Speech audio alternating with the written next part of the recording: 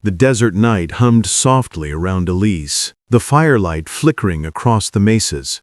She stayed close to the box, tracing the carved patterns as if they could speak secrets meant only for her. Kyle moved among his people with quiet authority, a shadow of strength and calm. Even now, after everything, he remained distant, but not unkind. The following morning, he returned with a basin of water and a folded blanket, embroidered with red and black patterns Elise did not understand. "You should wash," he said, voice calm. "The day will be hot." She hesitated, then nodded. She felt the weight of the unknown pressing in, but there was something in his tone that demanded neither fear nor submission, only trust. "You will meet my people today," Kyle said after she was dressed. "Some will not like you. They do not trust easily. Walk with respect, and they will see." "I don't belong here," Elise whispered, a tremor in her voice. "Neither did my mother once," he replied softly. His eyes held a depth she could not yet fathom. She was taken from a settlement as a girl, half white, half Apache. She learned our ways. When she died, they say her spirit rode with the hawks. For the first time, Elise saw not a savage, not a stranger, but a man shaped by loss, endurance, and quiet honor. That day she followed him through the camp. Women ground maize in wide stone bowls, children ran barefoot through dust, and men worked with leather and wood. Their eyes flicked toward her, cautious, wary, but not cruel. An older woman approached Elise, lined with age and wisdom. She touched Elise's hand gently. "White dove, you strong. He choose well." She looked to Kyle, who translated, softly. "She says you have a brave heart." A strange warmth bloomed in her chest. Not love, not yet, but a softening of fear. Days became weeks. Elise learned the rhythms of the camp, grinding corn, weaving, carrying water from the stream. Her hands blistered and hardened. Her movements grew confident. The people began to nod at her, to trust her presence. She also learned about Kyle. He was more than the townsfolk imagined. He traded fairly with settlers, spoke their language with ease, could read and write. He maintained peace when others wanted blood. Even the sheriff of San Miguel tipped his hat when Kyle rode into town. One evening, as they sat beneath the desert stars, Kale taught her some words in his language. Simple words: water, sun, heart. She stumbled over their sounds, but he laughed softly, a rare warmth, like sunlight after rain. A sudden danger reminded her how thin the line between life and death could be. While fetching water, a diamond-backed rattler coiled within inches of her skirt. Panic seized her, but Kale was there in an instant. His knife gleamed, and the serpent fell silent. "Always watch where you step," he said. "You saved me," she whispered. "You were under my protection," he replied simply, "until death." That night, a fever claimed her from shock. Kale stayed beside her, his touch careful, his eyes vigilant. He whispered words she did not understand, soft as prayer, until she awoke, fever broken. He presented the carved wooden box once more. "Your wedding gift," he said. Elise unwrapped it, revealing a crimson and gold sash and a folded paper in English and Apache. "Clara, if you open this, it means your heart has been tested. You are free to leave me or to stay. This cloth is the mark of a wife among my people. Wear it only if you choose me, not from duty, but from love." Tears fell on the page as she pressed the sash to her heart. "I choose you," she whispered. And for the first time, Elise felt a fragile, bright certainty amidst the desert wind. Weeks passed. She saw sides of Kale the world would never know. Patience, quiet command, and deep, measured strength. He was a warrior, yes, but a leader of reason. Sometimes she wept for Missouri, the smell of rain, her father's sermons, but the desert spoke in ways she could not ignore. Stars hung close, like lanterns above the earth, and she began to feel the pulse of the land inside her. One evening, the elder woman who first touched her hand presented a woven shawl. "For wife of Kale Redhawk," she said, smiling. "He brave man, he need brave woman." Kale's eyes met hers. "She is right. You are stronger than you think, white dove." And so she grew into her place among them, learning, loving, and becoming part of something larger than herself. But peace in the desert is fragile. The horizon hides both hope and threat. One autumn morning, Kale returned from San Miguel with grim eyes. He said, "Pack what you need. We may have to move to the high country." Elise set down the blanket she had been mending. "Leave? Why?" "The settlers say my people stole cattle," he explained. "Did they?" "Some, perhaps, but outlaws ride under our name. The sheriff sent men to investigate. It will not end with questions." She gripped the cloth. "Can't you speak to them? They trust you." Kale shook his head. "Trust dies quicker than love, white dove." That night, the campfires burned brighter than ever. Guards stood on the ridges, eyes scanning the desert. Elise could not sleep, sitting outside, watching stars shimmer over the cliffs, heart twisted with fear, not for herself, but for the man she had come to care for more than she dared admit. At dawn, Kale saddled his horse. Elise stepped into his path. "I'm coming with you," she said firmly. He studied her. "Dangerous. They may not see you as one of them." "Then let them see me as your wife," she said. "Maybe that will remind them we are not enemies." He nodded once. "Stay close." Together they rode towards San Miguel. From a distance, the town seemed peaceful, but as they neared, Elise saw a crowd near the saloon, rifles slung, faces set hard as stone. The sheriff looked uneasy. "Kale, there's talk. Your people took Murphy's cattle." "Talk is not proof," Kale said calmly. "You bring savages into our towns, you get blood," a rancher spat. Before Kale could speak, Elise dismounted.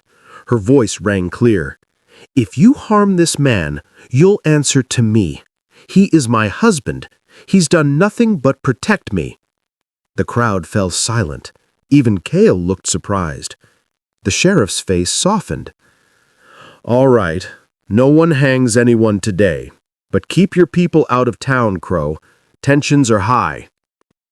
Only when the desert swallowed the town behind them did Elise exhale. "You shouldn't have done that," Kale whispered. "I couldn't stand by and let them treat you like that," she replied. He gazed at her, fierce and tender, as the sun rose over the canyon walls. That night, silence settled around their fire. They sat together without speaking, faces softened by flickering flames. Kale handed her a cup of sweet cactus wine. "Why did you defend me?" he asked. "Because I see you," she said. "Not what they say you are, what you truly are." His eyes deepened, and for the first time the bond between them was no longer fear or duty. It was something fragile, tentative, and real. The desert dawn stretched pale and silent over Redhawk Valley. Elise awoke to the wind scratching through the canyon walls, carrying the faint scent of sage and sun-baked dust. Kale was already gone, his horse tied nearby, his figure riding toward the distant ridges. She rose quietly, brushing the sand from her skirts, feeling the weight of the crimson and gold sash tied around her waist, the sash that marked her as White Dove, wife of Kale Redhawk. It was more than cloth, it was promise, trust, and a binding choice of love. The day began like any other, yet beneath its quiet hum was tension, almost imperceptible, like the desert holding its breath. Whispers of settlers stirring, of blood owed and debts unsettled, had reached the camp days before. Kale had been cautious, trading only where he had to, speaking only when necessary. but the horizon promised storm. Elise followed him to the high plateau overlooking the valley. From this vantage, the land seemed endless, but she could see smoke curling from a distant ranch. The Murdochs, one of the settlers most intent on stirring conflict. "They'll come for us," Elise said softly, her voice almost lost to the wind. Call's gaze swept the valley, steady and measured. "Perhaps, but they will not find what they expect. Not if we are ready." The following weeks became a dance of vigilance and preparation. Kyle taught Elise how to read the desert, how to spot a rider before he crested a ridge, how to understand the silence of birds, how to track movement in the heat haze. Every day their bond deepened, not just in love, but in unspoken understanding. Trust earned in sweat, dust, and the quiet moments of shared survival. One evening, as the sun bled into the horizon, turning the cliffs into molten gold, a scout returned, breathless and trembling. Riders approaching. Settlers. 10, maybe more. Elise's heart leapt. Call's jaw tightened. "They won't see us coming. Gather the people." We moved to the ridges. The camp stirred into motion. Children were hidden, women armed with knowledge and courage, warriors ready. But Call's eyes found Elise. "You must stay back," he said. "This fight, it will be dangerous." "I am your wife," she replied firmly. "I am part of this, part of you." Call looked at her long, his expression a mixture of pride and sorrow. "Then be ready, and trust me." As night fell, the first shots rang out across the canyon. Settlers and outlaws pressed in, expecting easy conquest.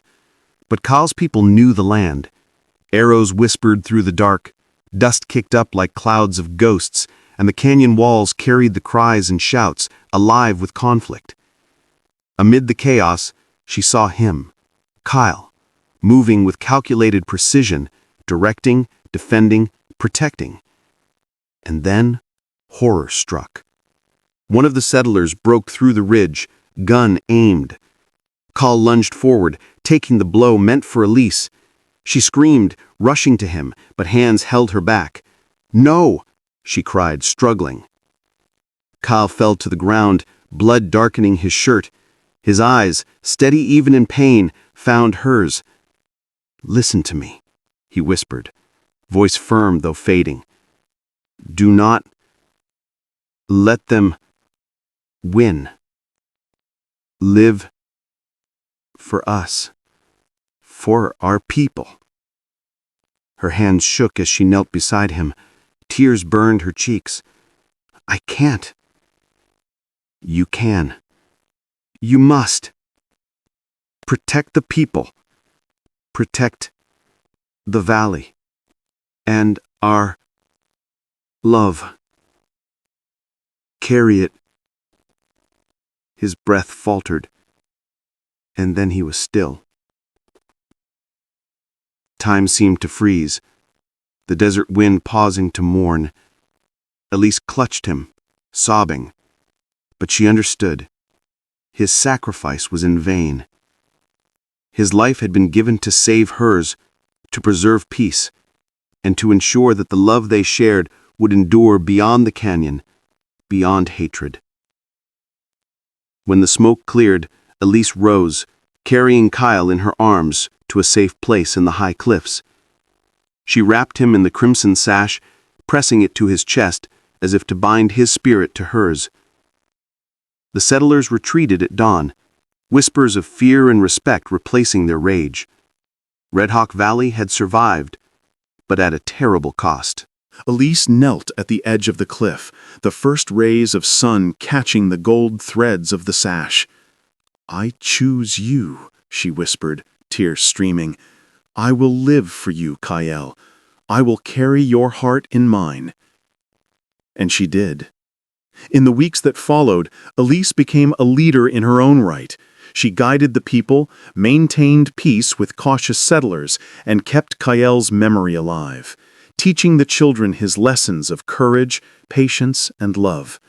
The desert listened, carrying her voice, and in the wind sometimes she thought she could hear him whisper back. One evening, under a sky painted crimson and gold, Elise unwrapped a small wooden box Kael had left her. Inside, a pendant shaped like a bird in flight. A lock melted down from the first wedding gift. Locks close hearts. You opened mine, she whispered, touching it to her chest. And the first rain in months fell over Redhawk Valley. It was not just water, it was rebirth. Peace returned, fragile but alive, and love endured, immortalized through sacrifice. Elise stood atop the cliffs, the wind carrying Kael's name in every gust. And though she mourned him with every heartbeat, she also carried him in hers. A life given for love, a promise kept, a legend whispered across the valley for generations to come. If this story moved you, whisper it forward. Share it with someone who loves a tale of courage, love, and sacrifice. And remember, some love stories are not about happily ever after. They're about the choices we make and the hearts we carry forever.